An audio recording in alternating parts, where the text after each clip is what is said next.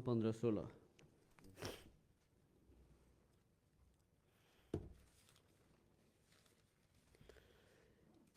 कसैले नेपालीमा उच्च स्वरमा पढिदिनु होला।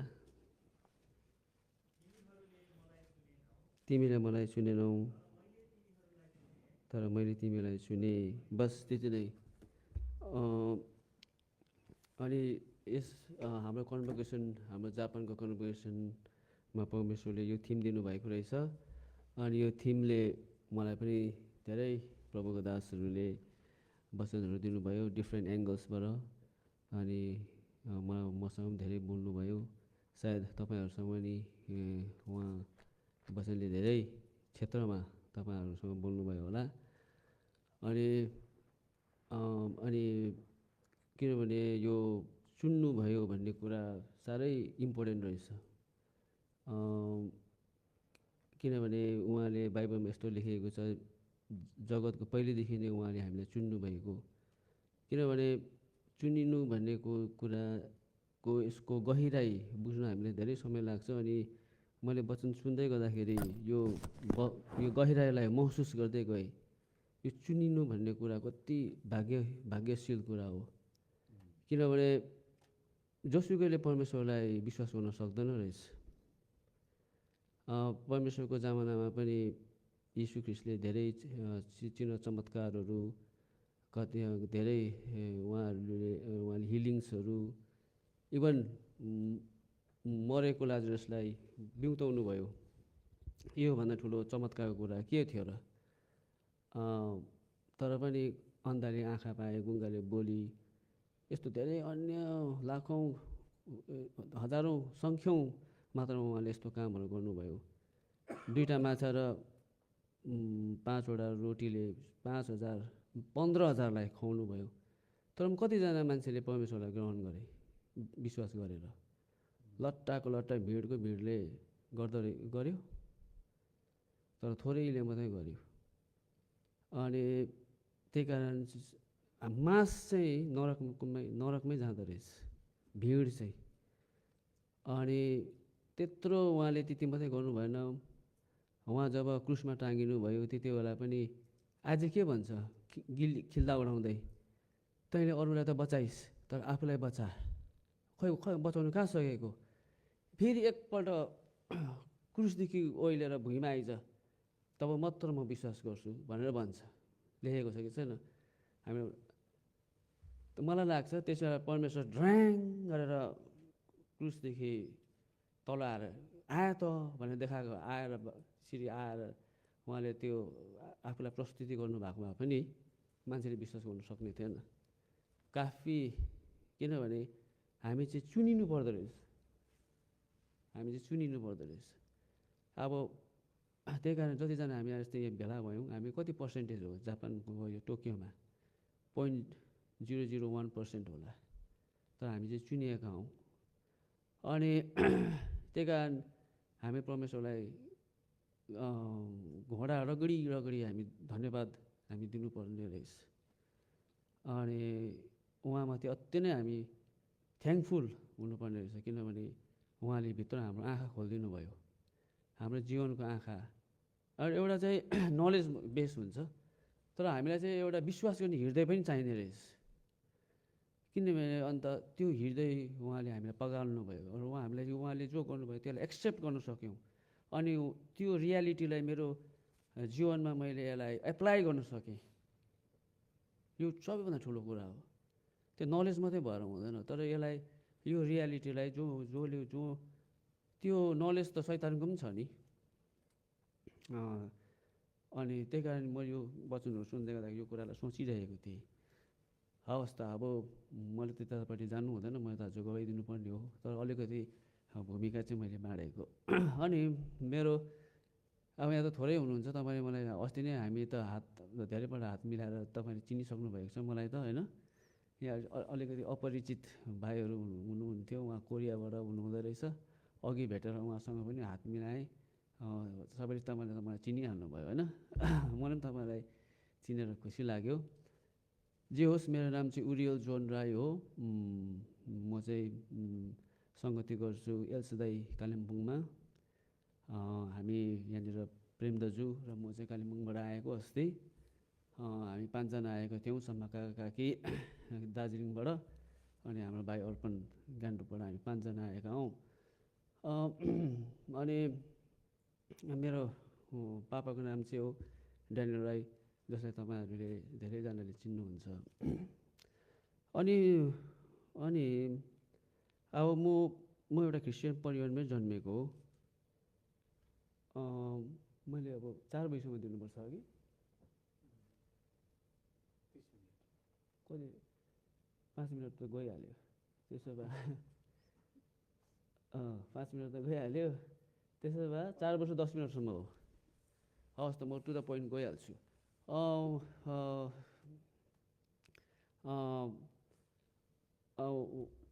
तपाईँलाई थाहा पनि छ, त्यो फेरि त्यसलाई अब साह्रो छोटो भन्दाखेरि छोटो समयमा फेरि के भन्नु हुँदो रहेछ। अब के छोडौँ के भनौँ, त्यो अब त्यो जे होस्, अब अलिक हिस्ट्री त मलाई थाहा छँदैछ।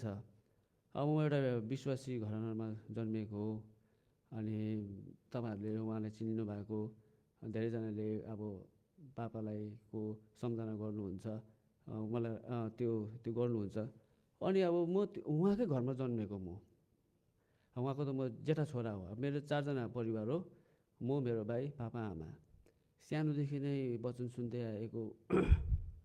अनि बिहान बाइबल क्लास, राति बाइबल क्लास।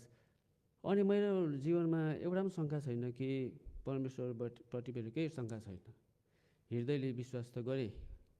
अनि मैले मेरो यस्तै 12-13 को उमेरमा मैले 1992मा मैले परमेश्वरलाई, पापाले 81 कन्भोकेसन हुँदै थियो, 81 आएर तिमी परमेश्वरलाई विश्वास गर्छौ भनेर भन्नुभयो।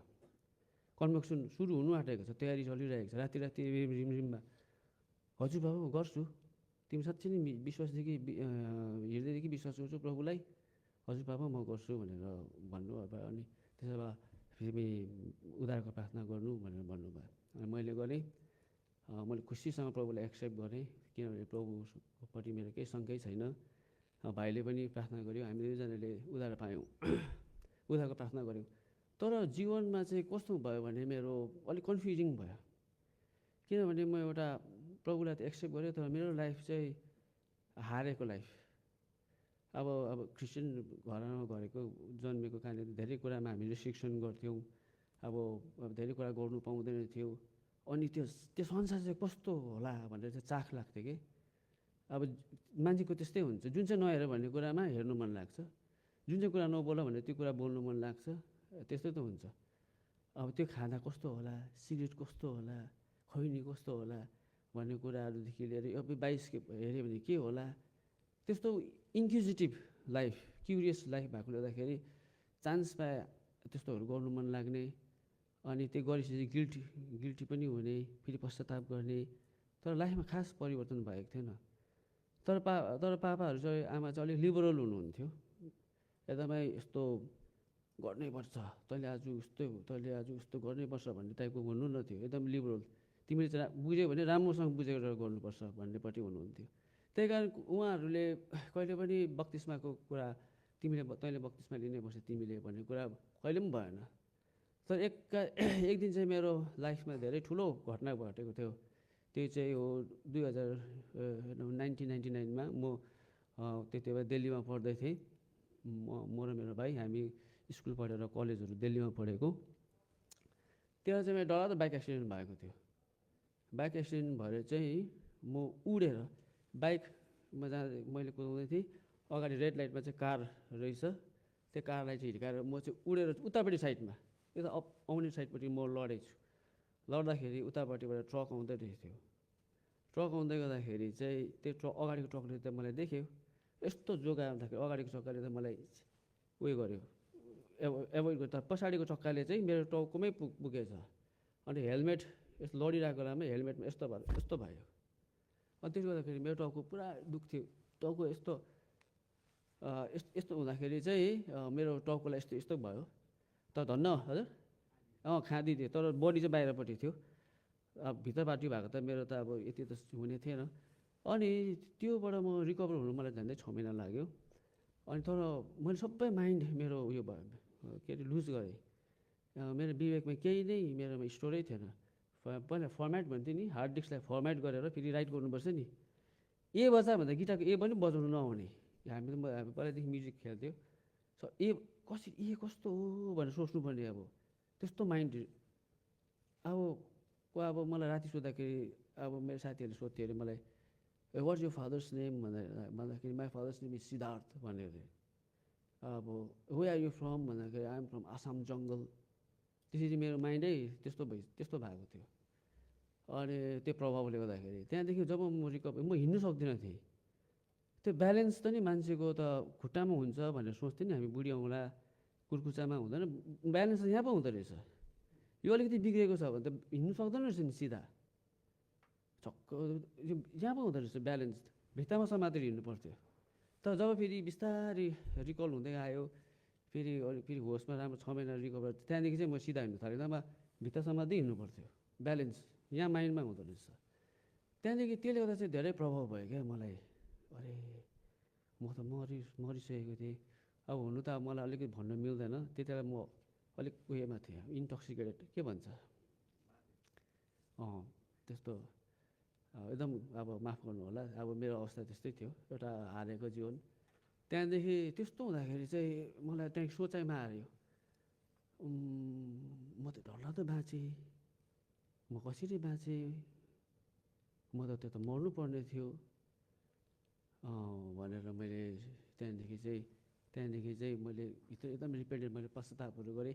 त्यहाँदेखि त्यो 1999को कन्भोकेसनमा चाहिँ बत्तिसमा कसले लिनेहरू नाम दिनुहोस् भन्दा चाहिँ म र मेरो भाइले नाम दिएको। अनि जब अब भोलिको दाजुभाइहरूको नाम यो छ भनेर नाम गर्दा उरियल जोन राई, एमिल जकिन राई भन्दा आमा बाबा पनि छक्क पर्नु भएको।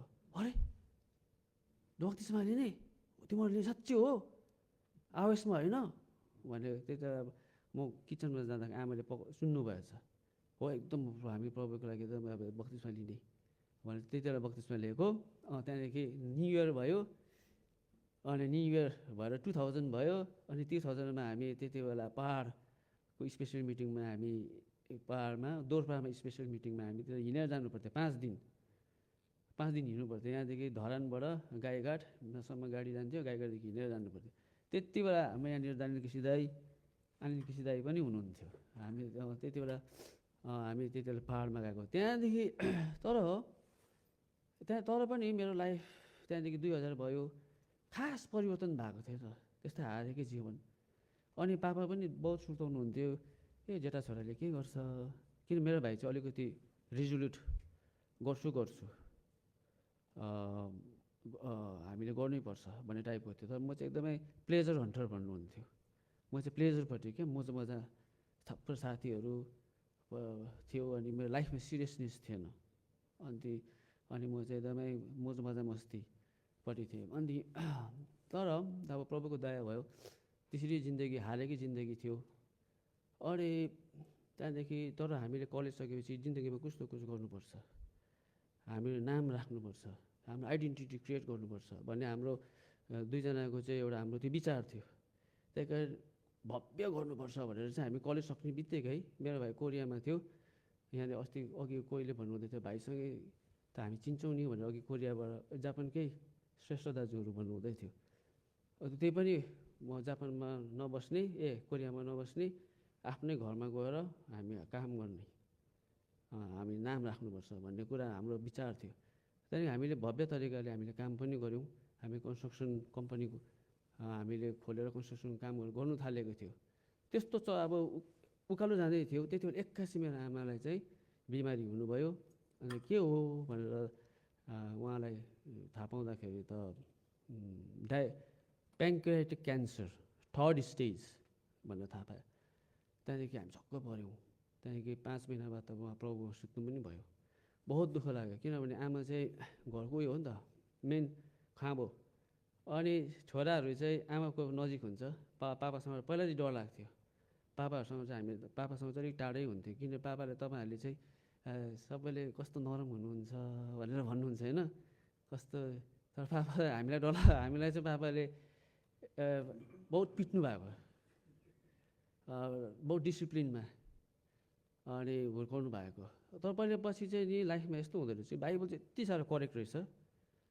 मलाई चाहिँ पछि चाहिँ यस्तो पनि लाग्नु पापाले मलाई किन अझै बेसी पिट्नुपर्ने थियो भनेर मेरो विचार हुन्थ्यो कि त्यो विचार चाहिँ मेरो आफ्नो भावना होइन रहेछ। मैले एकपल्ट युट्युबमा हेर्दै थिएँ कि एकजना काले ग्याङ्स्टर्स, त्यो पनि जेलमा रहेछ त, इन्टरभ्यू गर्दै थियो। त्यसले पनि त्यहाँ रुँदै रुँदै त्यसले भन्दै थियो, I wish my father has discipline me भनेर त्यो केटाले पनि भन्दै थियो। त्यहाँदेखि चाहिँ प्रोभोस्टमा ल्याएको छ नि, कतिवटा ठाउँमा ल्याएको छ, 6-7वटा ठाउँमा ल्याएको छ। डिसिप्लिन भन्ने कुरा चाहिँ बाउको चाहिँ कति ठुलो भूमिका हुँदो रहेछ। अब पापाले त्यस्तो हामीलाई स्ट्रिक्ट, हामी त सेवामा त कुद्दैन पनि थियो। पापाले बस्नु दिँदा यस्तो हेऱ्यो भने सिरियस सबैजनाले अन्त अरे उरुम कस्तो सेवामा हेर चुपचाप एकपल्ट बाहिर निस्किँदैन पनि भन्थ्यो, मान्छेले भन्नुहुन्थ्यो। त्यस्तो र अब स्ट्रिक्ट राख्नु भएको थियो। अनि त्यही कारण अब आमासँग नजिक, तर आमा त्यसरी त्यस्तो हुँदाखेरि हामीलाई बहुत दुःख लाग्यो। त्यहाँदेखि हाम्रो आमाको लागि कुछ न कुछ गर्नुपर्छ भनेर त्यही कारण हामीले फार्मको कुरा आएको, एउटा अर्ग्यानिक फार्म गर्ने। किनभने त्यति बेला चाहिँ के थियो भने क्यान्सर चाहिँ त्यो हामीले त्यो युरियाबाट हुन्छ, अल्टरेट खानाहरूबाट चाहिँ युरिया हुन्छ, क्यान्सर हुन्छ भन्ने चाहिँ हामीलाई त्यो कमन थिएन नि त। 2008मा क्यान्सर अहिलेको जस्तै प्रचलित कहाँ थियो। अनि त्यही कारण हामी अर्ग्यानिक फार्मिङ खोल्नुपर्छ भनेर चाहिँ हामी अर्ग्यानिक फार्मिङको चाहिँ आइडिया त्यसरी सुरु भएको। त्यही कारण हामीले फार्मिङमा एउटा जमिन किनेर हामी काम पनि गर्नु थाल्यौँ बहुत। अब आमाको लागि हामीले अब आमालाई के गर्नु सकेनौँ, आमाले यति साह्रो हामीलाई लागि मिहिनेत गर्नुभयो, दुःख गर्नुभयो, तर हामीले आमालाई के गर्नु सकेनौँ। बरु आमाको नामको लागि चाहिँ बरु हामी एउटा अर्ग्यानिक फार्म खोलौँ भनेर चाहिँ हामीले गरेको कारणखेरि त्यसमा हाम्रो एउटा इमोसनल उयो भएको गर्दाखेरि एकदम काम गर्दै थियौँ। काम गर्दा गर्दै त 4 वर्ष 2012मा मेरो भाइको पनि 81 फार्ममा काम गरेर घरमा फर्केर गयौँ थाकेर एकदमै। पापातिर भर्खर इङ्ल्यान्डबाट आउनु भएको थियो। पापालाई पनि केही कुरा रिपोर्ट दिनु पाएको थिएन। त्यति बेला अम्मुले भन्यो, पापा अब भोलि बिहानै अब हामी तपाईँलाई भन्छौँ, अब आज त्यो पुरा थाकेँ, आज 8 बजीसम्म काम गरेको, भोलि नै हामी भेटौँ पापा, आज प्रार्थना गरेर सुतौँ भनेर सल्लाह भयो। पापाले ए ल ल ल हुन्छ भनेर हामी आफ्नो आफ्नो बेडरुममा सुत्न गयौँ। भोलि बिहान त मेरो भाइ नै उठेन। त्यहाँदेखि छक्क परेँ। त्यहाँदेखि मैले बिस्तारै रियलाइज गर्दै गएँ कि लाइफ के हो। म्यान प्रपोजेस गड डिस्पोजेस भन्छ नि इङ्ग्लिसमा। मान्छेले चाहिँ योजना बनाउँछ, तर परमेश्वरको योजना चाहिँ अर्कै हुँदो रहेछ, भत्ताभङ्ग बनाइदिनुहुन्छ। त्यहाँदेखि त्यस्तो भयो। त्यहाँदेखि मेरो भित्र अर्कै किसिमको उयो भयो। अब म चाहिँ एउटा घमण्डी मान्छे हो थिएँ, एउटा अहम भएको। तर उहाँले बिस्तारै मलाई ब्रेक गर्दै लानु हुँदै थियो रहेछ अहिले मेरो पछाडि हेर्दाखेरि चाहिँ।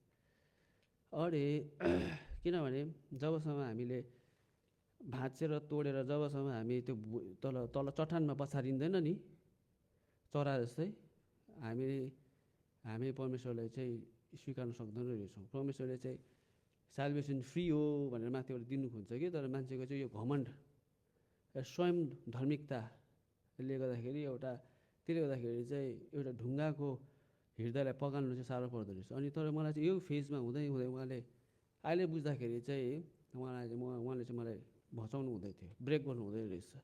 त्यसरी अब त्यहाँको भाइको त्यस्तो केस भएपछि त अब सबै सपना नै भत्ताभङ्ग भयो।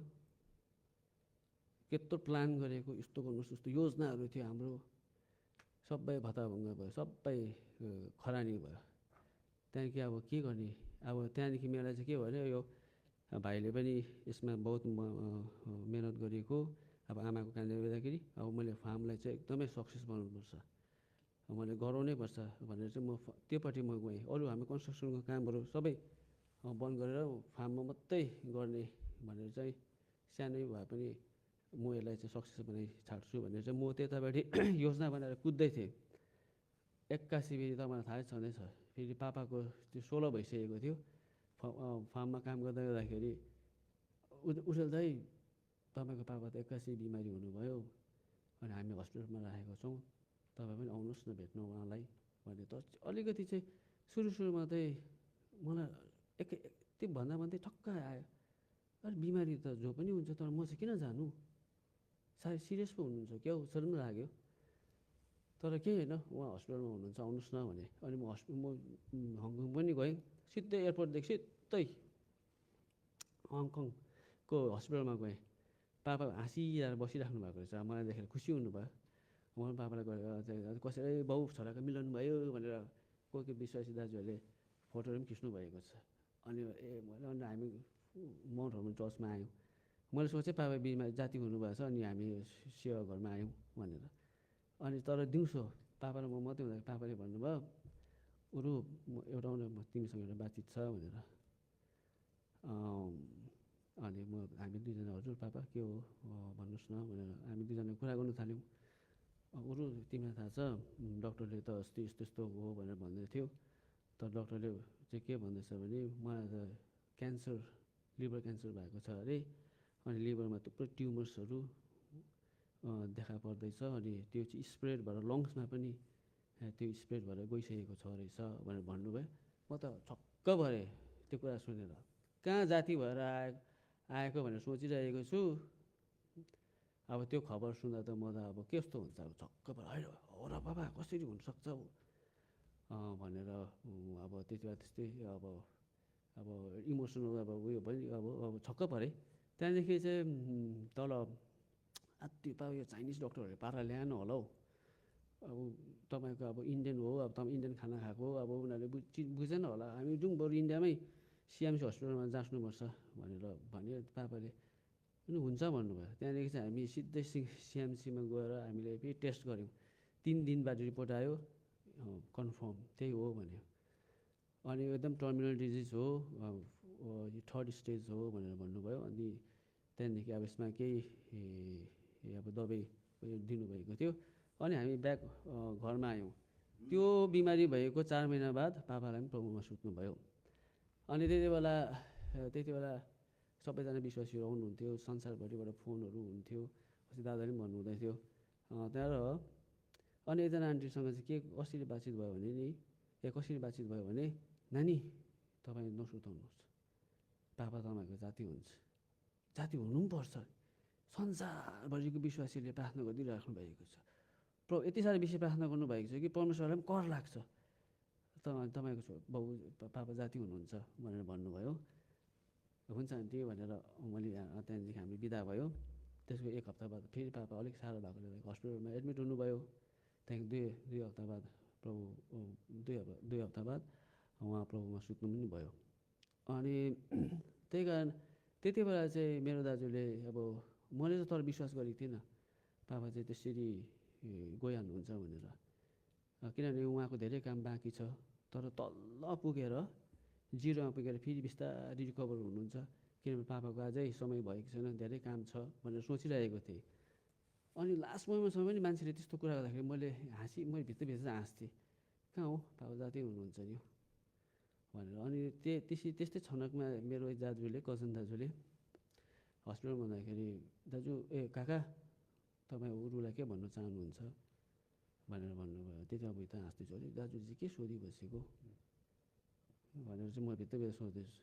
त्यही पापाले भन्नुभयो, उरुलाई प्रभुले सम्मान, मैले प्रार्थना गरेर उरुलाई प्रभुको हातमा सुम्पिएको छु, प्रभुले नै उरुलाई सम्हाल्नुहुन्छ भन्नुभयो। त्यहाँदेखि यस्तो भएर बस्नुभयो, यस्तो आँखा पटाउनु भयो, त्यतिकै प्रभुमा सुत्नु पनि भइहाल्यो। त्यो पापाको लास्ट रहेछ। म छक्क परेँ। त्यो पनि मलाई त अलिकति हामी राईहरू नै जबरी नै हुन्छ नि, किनभने मैले त त्यस्तो हुन्छ भनेर सोचेकै थिइनँ। तर आँखा हेर्दै त्यति भनेर मलाई अलिकति हेर्नुभयो, त्यस्तो आँखा पटाएर उहाँ सुत्नुभयो विदाउट एनी प्रब्लम। छक्क पऱ्यो, कहाँ हो यो त कसरी हुनसक्छ हौ भनेर भन्यो। तर त्यति बेला चाहिँ मैले के थाहा पाएँ भने एउटा स्पेसल, अब म त ब्रेकडाउन हुनुपर्ने थियो। अब म त्यहाँनिर मुसा पर्ने अवस्था पनि थियो, किनभने त्यस्तो अब कस्तो अनएक्सपेक्टेड त्यस्तो भयो। तर पनि एउटा केही आत्माले सम्हालिरहेको जस्तो लाग्यो क्या मलाई। म त्यस्तो मेरो अलिकति कसै बल पाएको जस्तो लाग्यो। अनि त्यो पापाले त्यो भनेको कुरा चाहिँ मलाई घरिघरि याद भइबस्थ्यो, मेरो छोरालाई परमेश्वरले सम्हाल्नुहुन्छ, परमेश्वरले सम्हाल्नुहुन्छ भन्ने कुरा। अनि पछि चाहिँ मैले थाहा पाएँ कि यो चाहिँ कति ट्रुथ रहेछ त्यो कुरा। एउटा विश्वास गरेर उहाँले सुम्पिनु भएको थियो, त्यसकै अवसरमा उहाँले मलाई त्यस्तो छनकमा पनि उहाँले मलाई सम्हाल्नु भयो भनेर चाहिँ मैले महसुस गरेँ। त्यहाँदेखि चाहिँ मेरो चाहिँ अब त्यसरी नै उहाँले लास्टमा त्यस्तो अवस्थामा हुँदाखेरि चाहिँ मलाई कम्प्लिटली ब्रेक गराइदिनु भयो। अनि त्यहाँदेखि चाहिँ मैले अब साँच्चै नै जिन्दगीको यथार्थ चाहिँ के हो भनेर चाहिँ मैले खोजी तलासी हुनु, अब त्यता मेरो डाइरेक्सन ओके चेन्ज भयो। अनि मलाई त्यो अब आत्मिक कुराहरूतिर अलिकति अब किनभने अब त्यति बेला चाहिँ मेरो चाहिँ पापाहरू हुँदा चाहिँ कस्तो हुन्थ्यो रहेछ भने एउटा साइकोलोजिकली घरमा पापा हुनुहुन्छ, केही समस्या भने पापाले म भन्थेँ, पापाले एडभाइस दिनुहुन्थ्यो यस्तो यस्तो गर न उस्तो उस्तो गर न। तर अब कोही नहुँदाखेरि म त अब टुरा भएँ, कोही छैन मेरो लाइफमा। अब म त्यतिखेर चाहिँ अब बाइबलमै म निर्भर हुनु पऱ्यो। त्यही कारण राति म लामो लामो घन्टासम्म बाइबलहरू पढ्थेँ। दुई च्याप्टर 3 च्याप्टर्स 4 च्याप्टर्सहरू पनि 2 बजीहरूसम्म म बाइबल पढिरहेको हुन्थेँ। किनभने मलाई त्यसको आन्सर मैले कहिले पनि त्यस्तो मैले अनुभव गरेको थिइनँ। पहिला त बाइबल पढेँ, सट्ट बन्द गरेँ, सुतिहाल्थेँ। तर पछि चाहिँ त्यो मेरो एउटा बाइबलबाटै अब उत्तर पाउनुको लागि चाहिँ म बाइबल एकदमै भोरासियस भन्छ इङ्ग्लिसमा, भोरासियसली पढ्नु थालेँ। त्यहाँदेखि पापा त्यतिखेर चाहिँ बोल्दै जानुभयो। अनि जसरी पहिला बाइबल क्लासमा हामी डिस्कसहरू गरेको कुराहरूको त्यो चाहिँ फेरि पापाहरूले सेयर गर्नुभएको त्यो अलाइभ भएर फेरि के आयो। अनि त्यसले मलाई बल शक्तिहरू दिँदै गयो, अनि डाइरेक्सनहरू। त्यहाँदेखि चाहिँ म एकदमै प्रभुको वचनलाई चाहिँ एकदमै पहिला चाहिँ रीतिरिवाजको रूपमा पढ्थेँ। अहिले त प्रभुको वचनप्रति एकदम प्रेम भएर मैले सबै अस्ति यहाँ प्रभुको दासहरूले भन्नुहुँदै थियो एकदमै यहाँबाट पढ्दा चाहिँ मैले जोय ह्याप्पिनेस मैले यहाँ हासिल गर्नु सकेँ। अनि मलाई टुटाएर त्यस्तो तल जब मलाई पछाडिदिनु भयो, माथिबाट त्यो झाडले तल ढुङ्गामा पछारिन्छ नि के एनिथिङ पछि कस्तो हुन्छ त्यो। त्यहाँदेखि चाहिँ प्रभुले आफूलाई उहाँले मलाई रिभिल गर्दै जानुभयो। ए कुरा त यस्तो पो रहेछ। अस्तिको सबै लाइफ त मेरो त एउटा रिलिजियस लाइफ रहेछ। तर मेरोमा चाहिँ लास्ट त्यहाँदेखि चाहिँ नयाँ के अरे जीवनको हुनु त मेरो भाइ चाहिँ मेरो भाइको डेथ, उसको निधन है, मृत्यु चाहिँ एउटा मेरो टर्निङ पोइन्ट थियो मेरो लाइफमा। त्यहाँदेखि नै प्रभु बिस्तारै बोल्नु हुँदै थियो। त्यहाँदेखि चाहिँ मैले बिस्तारै नयाँ जीवनको कुराहरू चाहिँ के रहेछ, हामी परमेश्वरमा जानु हो भने चाहिँ यो राइट्स एन्ड रिचुअल्स, यो रीतिरिवाज, आज चर्च आउनुपर्ने, बाइबल पढ्नुपर्ने, यस्तो गरेर उस्तो हुने भन्ने यो रीतिरिवाजमा चाहिँ निर्भर होइन रहेछ। तर मेरो लाइफमा परिवर्तन हुनुपर्ने रहेछ। मैले पनि नयाँ जीवन चाहिँ मैले पाएकै हुनुपर्ने रहेछ भनेर चाहिँ उहाँले मलाई देखाउँदै जानुभयो। अनि मैले आफूलाई बिस्तारै मेरो लाइफ परिवर्तन भएको महसुस गर्दै थालेँ। किनभने उहाँले मलाई बदली गर्दै लानुभयो। मैले भने नि अघि मेरो संसारमा पुरा मेरो साथीहरू थियो, म संसारलाई प्रेम गर्थेँ। अनि तर उनीहरूसँग म टाढिँदै गएँ आफै। उनीहरूसँग टाढिँदै किन गएँ भने अब उनीहरूसँग कुरै मिल्दैन। अब त्यहाँदेखि त्यहाँ बसेर यताउता गर्नु कुरै मिल्दैन थियो। त्यहाँ अप्ठ्यारो लाग्थ्यो। अनि उनीहरूसँग मेरो गफै नमिलेको कारणदाखेरि उनीहरूसँग सङ्गति गर्नु मन पर्दैन थियो। अनि अब त्यसरी तर वेराज फेरि चर्चमा विश्वासीहरूसँग दाजुभाइसँग सङ्गति गर्दा चाहिँ खुसी लाग्ने, उनीहरूसँगै बरु सिम्पल दाजुभाइसित समय बिताउँदा आनन्द लाग्ने त्यस्तो मलाई लाग्नु थाल्यो। अर्को चाहिँ म पापलाई घृणा गर्नु थालेँ। पहिला म अब सजिलै म झुट कुरा बोल्थेँ भने अब कसैले झुट कुरा बोल्दैछ भने कस्तो पनि लाग्दैन थियो। तर पछि चाहिँ म अब सिम्पल सानो कुरादेखि पनि कसैले कुरा बढाउँदैछ भने त्यसलाई म एकदमै नमन पर्ने, म आफूलाई पनि झुट कुरा बोल्दाखेरि एकदमै नमन पर्ने, कसैले झुट कुरा बोलेको देख्दाखेरि पनि कुरा बढाएको कुरा घटाएको गर्दाखेरि पनि छि कस्तो मान्छे किन त्यस्तो भने अब एउटा इक्जाम्पल मात्रै। तर यस्तो धेरै किसिमको पापहरू हुन्छ, त्यो पापप्रति एकदम घृणा, म पापलाई इन्जोय नै गर्नु सकिनँ।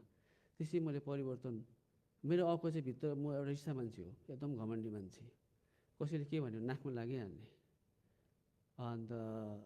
अन्त गएर त्यसलाई म कन्फ्रन्ट गर्थेँ, झगडा पर्ने। तर अब त्यो पनि म छक्क परेँ, कसैले मलाई त्यस्तै अवस्था भएको थियो। त्यस्तै भन्दाखेरि मलाई त त्यस्तो त्यो नै महसुसै भएन, त्यो बदलाको भावना रिसहरू नै उठेन। तर अब भोलिपल्ट उसलाई भेट्दाखेरि त म त माया लागेर पो आउँथ्यो। माया लागेर आयो, हेलो भाइ जेमिसी भन्नु मन लाग्यो। यसरी नै त्यहाँदेखि चाहिँ मैले यूहन्ना 4 अध्यायमा जो निकोदेमससँग प्रभुले बातचित गर्दाखेरि नयाँ जीवनको कुरा गर्नुभएको थियो, त्यो नयाँ जीवनको चाहिँ मैले त्यो कुराहरू थाहा पाउन सकेँ। त्यही कारण म आज तपाईँलाई त्यही भन्नु चाहन्छु कि हामीले चाहिँ परमेश्वरलाई चाहिँ चिन्नको लागि चाहिँ हामीले क्राइस्ट हाम्रो लागि रहेछ, क्राइस्ट नै हाम्रो लागि सबैभन्दा ठुलो कुरा हो। त्यो अरू रीतिरिवाज हाम्रो आफ्नो, किनभने जब हामी शैतान एकदमै चलाक हुँदो रहेछ कि, किनभने त्यसले चाहिँ हामीलाई परमेश्वरसँग हाम्रो रिश्तेदार, परमेश्वरकोमा हामी आएको, परमेश्वरलाई चाहिँ चिनेको र हामी त्यो स्वर्ग बाटोमा हामीलाई चिनेर त्यो बाटोमा हिँडेको त्यसले चाहँदैन। हामी प्रार्थना गर्दै भए पनि, वचन पढ्दै भए पनि, सेवा जाँदै भए पनि मऱ्यो भने नरक जाने रहेछौँ। अनि वचन दिने 40 वर्ष वचन दिएर पनि म नरक जान सक्ने रहेछु, नरक जाँदो रहेछु, किनभने म आफ्नोमा धोकामा परेको हुँदै रहेछु। तर साँच्चै नै प्रभुलाई चिन्नु हो भने चाहिँ हामीले नयाँ जन्मको अनुभव चाहिँ हाम्रो लाइफमा भएकै हुनुपर्ने रहेछ। अनि कसरी अनि मात्रै म स्वर्गको भागीदार हुन सक्ने रहेछु भन्ने कुरा चाहिँ त्यो यो विचारसँग चाहिँ म भित्रबाट मसँग बोल्नुभयो। अनि मेरो गवाई पनि यही हो कि परमेश्वरलाई चाहिँ हामी स्वर्ग जानु भने चाहिँ नयाँ हामीले जन्म पाएकै हुनुपर्ने रहेछ। अनि त्यसरी नै मलाई संसारदेखि टाढो हुँदै गएपछि मलाई संसारको कुराहरूबाट सबै मलाई इन्ट्रेस्ट हराउँदै गयो। त्यहाँदेखि यसरी नै मैले भोलिन्टरीली मैले 2023मा चाहिँ प्रभुको बाबु यो संसारको काम के गरिराख्नु, तैँले रेस्ट अफ यो लाइफ यस्तै नै गरिराख्ने भन्ने मलाई विचार आयो। होस् बरु म अब रेस्ट अफ माई लाइफ बरु म प्रभुको मेरो समय प्रभुको लागि नै दिनु पऱ्यो भनेर मैले खासमा सेवामा निस्किन्छु भनेको होइन। मेरो रेस्ट अफ माई लाइफ म अब अहिलेसम्म 45 वर्ष पुगेँ, अब म कति बाँच्छु, 60-70 वर्ष पुगेँ, यो चाहिँ म प्रभुको सेवा भोलिन्टरीली गर्छु भनेर मैले विचार गरेर चाहिँ भोलिन्टरी निस्केँ। तर फेरि बाइबल पढ्दै गएपछि प्रभु मसँग बोल्नुभयो। अनि यसाया 61:1 त्यो पढौँ त। हामीलाई धेरैलाई थाहा छ यसाया 61:1मा के लेखेको छ।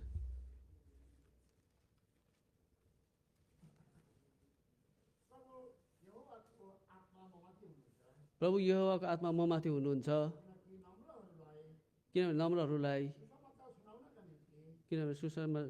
सुसमाचार सुनाउनको लागि परमप्रभुले मलाई अभिषेक गर्नुभएको छ। हृदय टुटेकाहरूलाई मलमपट्टि बाँध्नको लागि, कैदीहरूलाई छुटकारा दिनको लागि, हजुर यहाँ चुन्नुभयो, ब्रोकन हार्टेड्सलाई हिल गर्नुको लागि भन्ने कुराहरू मैले आफ्नो पाठबाट पढ्दै थिएँ कि जब यो वर्ष आयो कि झसङ्ग भयो। ए हो, साँच्चै नै प्रभुले मलाई बोलाउनु भएको हो कि यो वचनमा त एकदमै स्पेसिफिकली भन्नुभएको छ त भनेर मलाई लाग्यो। तर पनि अब हुन्छ नि मान्छे अलिक डाउट लाग्छ, अनि हो कि होइन जस्तो लाग्यो। तर पनि मैले कसैलाई भनिनँ। तर अब त्यो बिचमा चाहिँ मैले एसएचएममा गएर मैले भनिसकेको थिएँ बडाहरूलाई म अब परमेश्वरको सेवा म गर्न चाहन्छु भनेर। त्यस्तै अब मान्छे हो कि होइन भन्दा फेरि अझै एउटा कन्फर्मेसन चाहिँ कहाँबाट दिनुभयो भने पहिला कोरिन्थी 15:58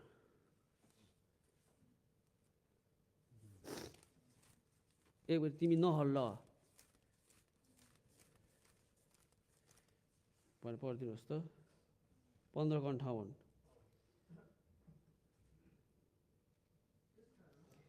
यसकारण हजुर यसकारण मेरा प्रिय भाइहरू हो, तिमीहरू स्थिर हो, अचल हो, सधैँभरि परमेश्वरको काममा प्रशस्त हुँदै जाओ। के तिमीलाई थाहा छ परमेश्वरमा तिमीहरूको लेबर परिश्रम व्यर्थ हुँदैन भन्ने। यहाँदेखि चाहिँ मेरो आङ फुलेर आयो। साँच्ची नै मैले डाउट गर्नु हुँदैन रहेछ, म यही कामको लागि नै उहाँले बोलाउनु भएको रहेछ भनेर चाहिँ मैले पछि चाहिँ यो कुरा 24को 20तिर मैले थाहा पाएँ। त्यहाँदेखि त्यो समय बाद चाहिँ म अहिले परमेश्वरको सेवा नै म आफ्नो समय बिताइरहेको छु। हजुरहरूले प्रार्थना गरिदिनु होला, जसमा कि अझै परमेश्वरको स्वरूपमा बदलिँदै जानु सकेको हुँ र उहाँ आउँदाखेरि म पनि उठाइन सकेको हुँ भनेर। हवस् त, मेरो समय भयो। तपाईँ सबैलाई धन्यवाद। जय मसीह।